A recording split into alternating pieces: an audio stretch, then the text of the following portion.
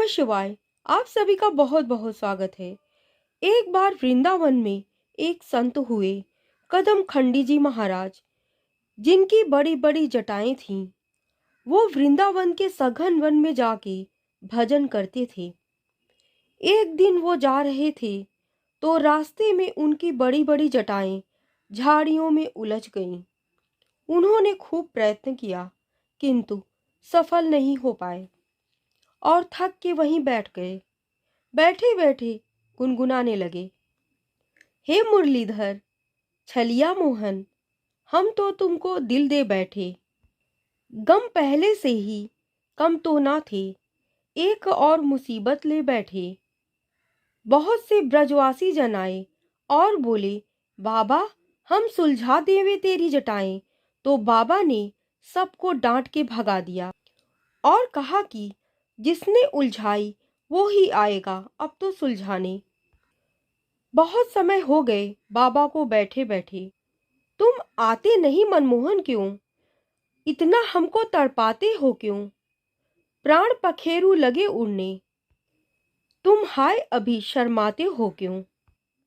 तभी सामने से 15-16 वर्ष का सुंदर किशोर हाथ में लकुटी लिए आता हुआ दिखा, जिसकी मतवाली चाल देखकर करोड़ों काम लजा जाएं। मुखमंडल करोड़ों सूर्यों के जितना चमक रहा था और चेहरे पे प्रेमियों के हृदय को चीर देने वाली मुस्कान थी।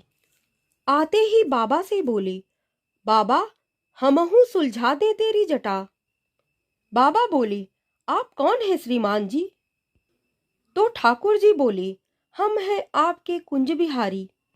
तो बाबा बोले, हम तो किसी कुंज बिहारी को नहीं जानते। तो भगवान फिर आए थोड़ी देर में और बोले, बाबा अब सुलझा दें। तो बाबा बोले, अब कौन है श्रीमान? तो ठाकुर जी बोले, हम हैं कुंज बिहारी। तो बाबा बोले, हम तो किसी कुंज बिहारी को नहीं जानते। तो ठाकुर जी बोले, तो बाबा किसको जानते हो बताओ?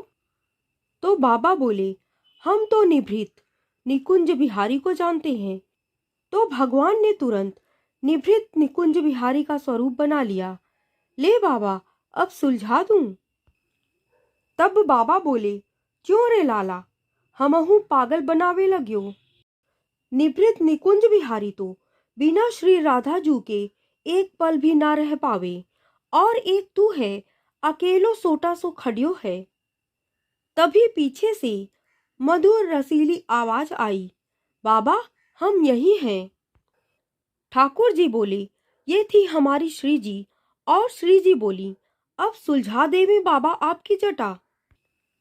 तो बाबा मस्ती में आके बोले, लाडली जो आपका दर्शन पा लिया, अब ये जीवन ही सुलझ गया। जटा की क्या बात है।